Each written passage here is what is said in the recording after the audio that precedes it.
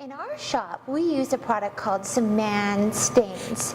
This is a Canadian-made product out in Quebec, and it's like no other stain available on the market today. It is a water-based product that acts like a direct dye. Yeah, we're strictly a water-based shop, so we've tried a lot of products in the marketplace, and really we've kind of landed on the Saman line as a whole. Particularly the stains and the sealers we use quite a lot. Yeah. They're very cost effective. It's not an overly expensive stain, but like Tara said, it's more like it is a dye rather than a stain. But it does give you a very even coverage. There's a large variety of colors. There's over 40 colors, and they're intermixable on top of that. So this is kind of what we run with our stains, and we've had good experience with it. And we just wanted to kind of run over, because we HVLP spray our stains, and you're going to see that in the video, but we wanted to show you a little bit of hand application, because it is easy to work with.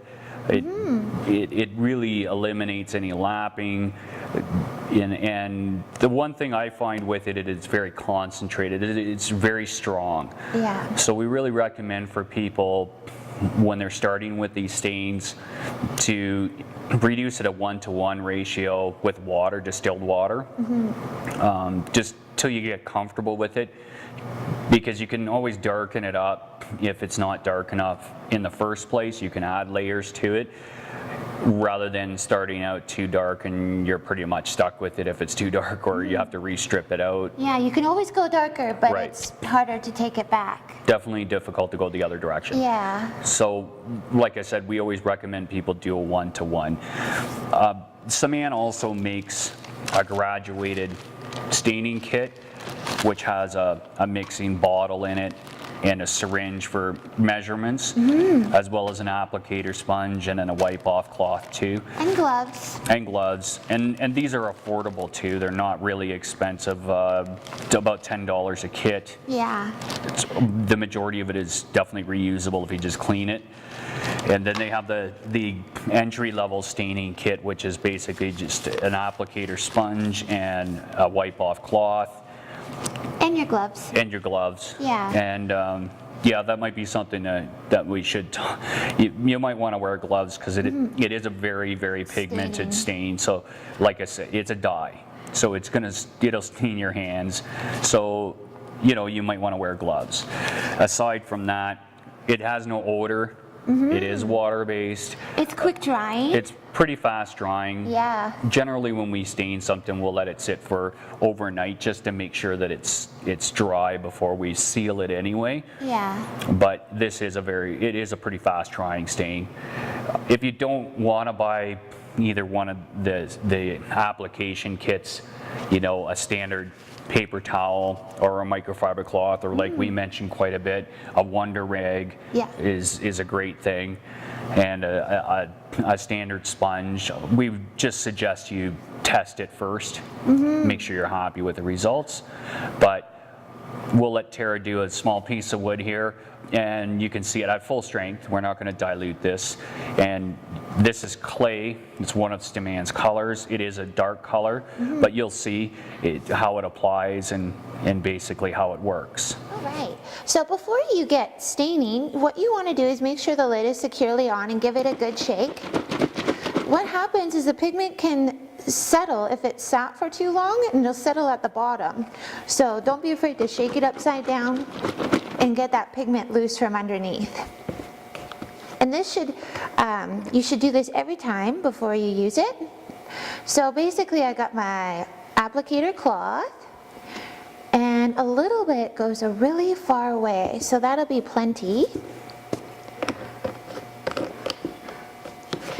And now you want to wipe it on, and you want to massage the product into the wood.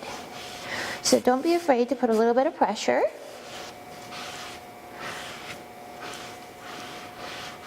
And get a generous coat on there. Now, what I love about this product is it doesn't leave lappy marks. So for instance, if the phone decides to ring and I'm halfway through staining something, I can leave it and come back to it.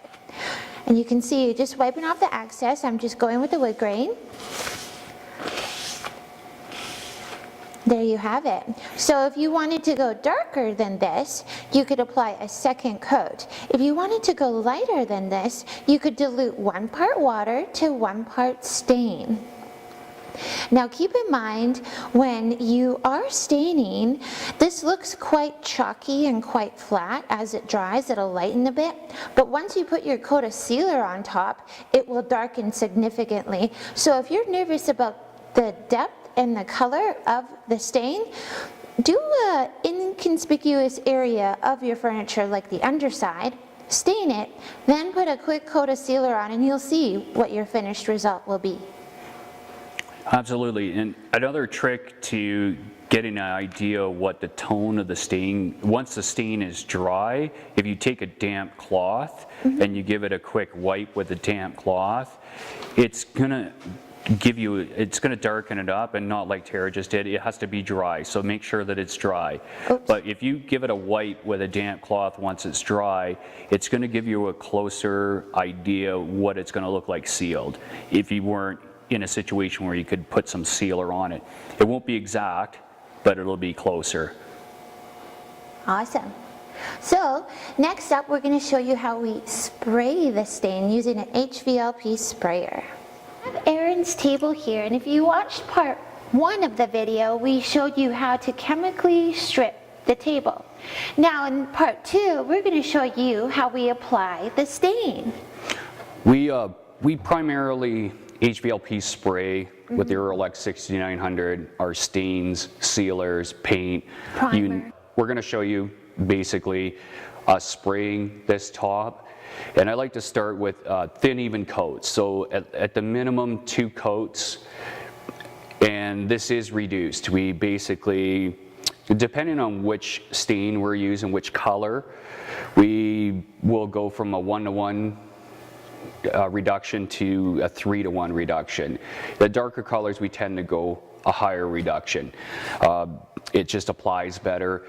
It's not so dark, so we build up the tone with the layers. So that's why I'm saying at least 2 layers, thin coats, even coats, and it's really a feel thing. You'll get used to it if you do it a bit. Saman stains, the water-based stains. So this doesn't require a wood conditioner, which is really nice. It does apply very evenly. It does balance out really well. So this works really well for us, and you always want to seal it, which will be the next part 3 in this video series, is sealing. You'll want to test, my suggestion is test some scrap pieces or something, like stain them, seal them, kind of measure the tone range that you're staining it to, so you can duplicate that when you do your piece of furniture or the piece that you want to finish.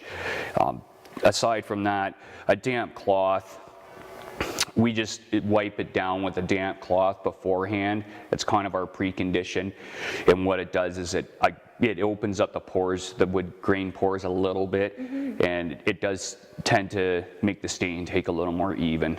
Absolutely.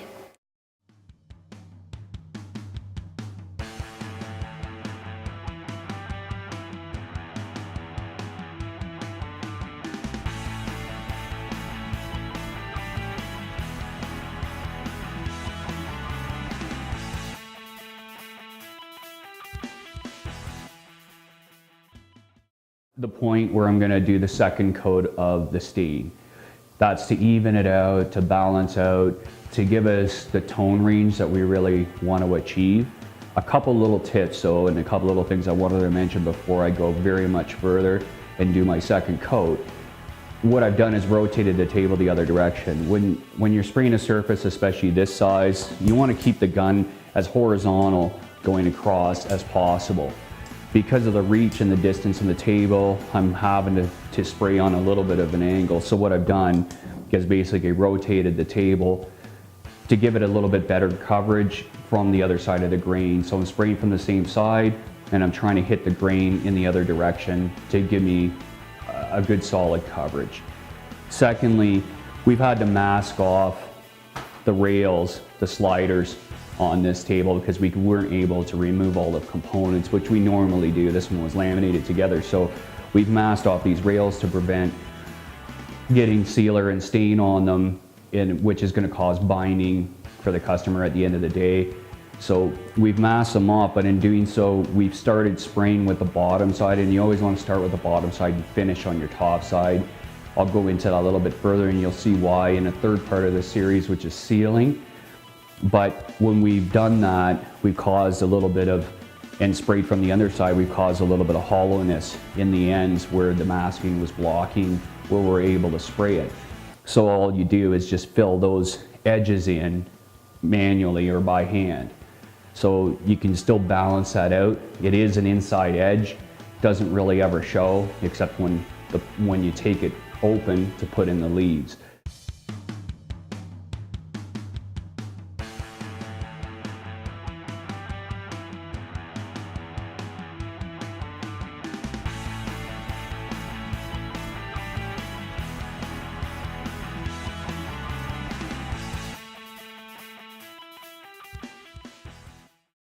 So Ray, you got 2 coats of stain on Aaron's table. It looks fabulous.